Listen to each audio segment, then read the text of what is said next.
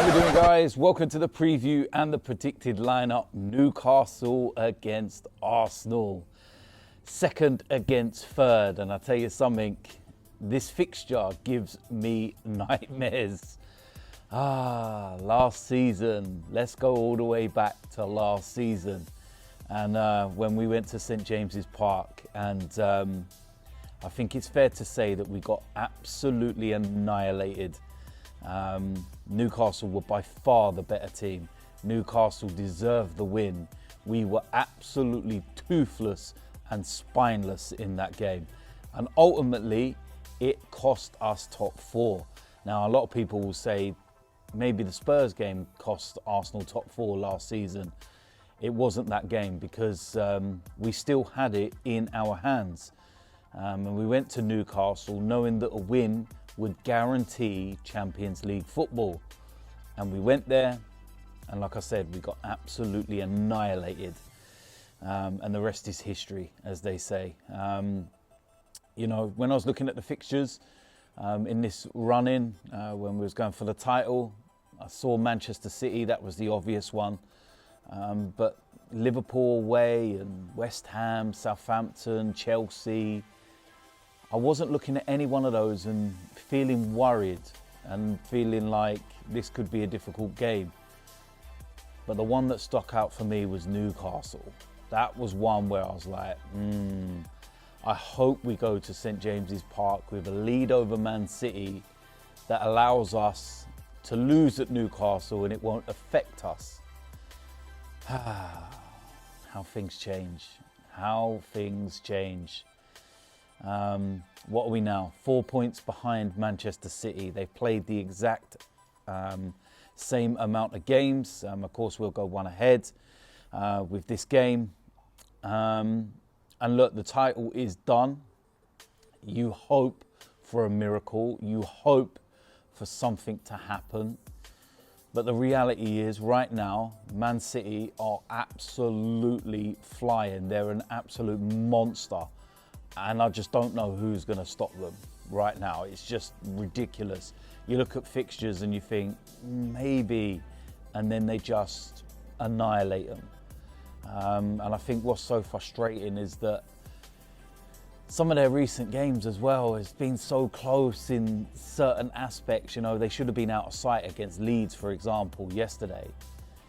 But then Leeds go and get themselves back in the game and Man City are holding the ball in the corner.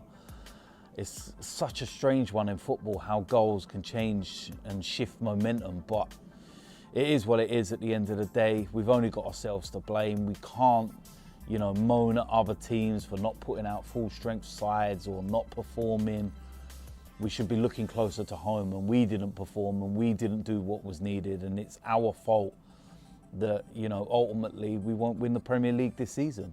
It's as simple as that. So we just have to keep picking up the points. We just have to keep, you know, doing our job and then hope somewhere, like I said, there's a miracle. Hope somewhere that Man City slip up. They've got their Champions League semi-final coming up. Could it be the game in between against Everton away? I know you look and you say Everton, awful, yes. But in between two games against Real Madrid, could potentially be one of those tricky games. And if they drop points there, then you're kind of like, Brighton away, Brentford away, Chelsea at home. Could something happen? But, like I said, we need to do our job because it would be so Arsenal-like to not win this game, you know, against Newcastle, and then Man City do drop points. And then you're sitting there going, oh, what if? But listen, it's going to be a tough game. St James's Park is an absolute fortress. They've only lost there once all season against Liverpool. 8 wins of the last 9. I think the one where they looked really poor was against Aston Villa recently. But apart from that, they've been phenomenal and they're scoring goals right now. They're bagging 4, 5, 6 goals a game and they're a problem, a big problem. So have we learned our lesson?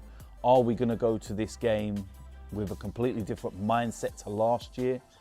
Or will it be the same old, same old? I guess we're going to find out. So let's go with the starting 11. In goal, Aaron Ramsdale. Very, very straightforward. Right back, Ben White. Again, very straightforward. Centre defence, Kiwior and Gabriel. I'm presuming Gabriel is fit. I haven't heard anything different. He came off in the last game against Chelsea. Put it this way, if Rob Holding has to start, we may as well just go home now.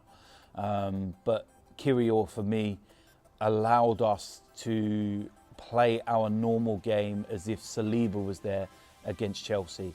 Higher line, higher press, and we looked like our old self in that first 45, and then it was very comfortable after that. Got the 3 goals, and yeah, we took our foot off the gas again, which is where we need to stop doing that, taking our foot off the gas. We need to go for the jugular and be like Man City and get 4, 5, 6. In the left back position, I'm going to go with Zinchenko. Fell asleep for the Chelsea goal, but for that inverted role and the way that we play, it's key, and he has to start the game. In the midfield, I think that given the power that Newcastle have in there, Thomas Partey comes back into the side alongside Granit Xhaka, who I thought was immense against Chelsea.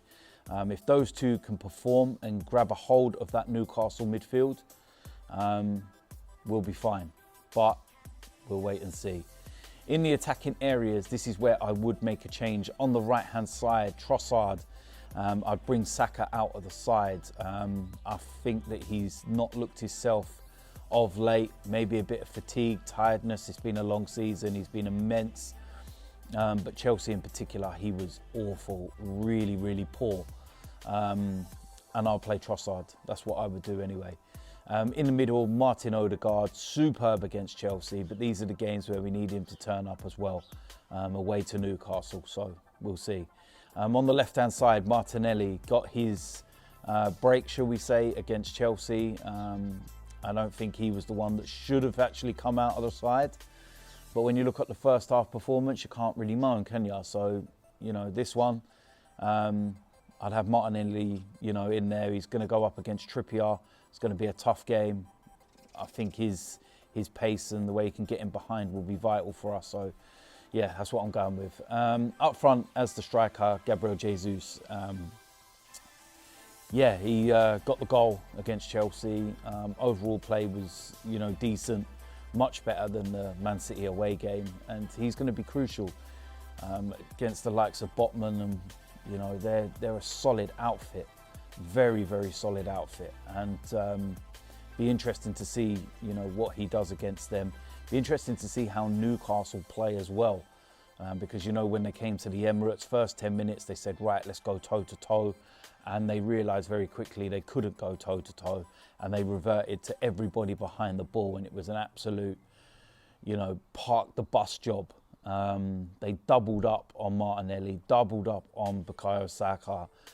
And it was mad. But being at St James's Park, they're not going to do that, are they? So will we be able to exploit those little bit more spaces that we can get? Yeah, we'll wait and see. So listen, there we go. That is it for the preview and the predicted lineup. As usual, let me know in the comment section whether you agree or disagree. What is your score prediction and what 11 would you go with if it is different to mine?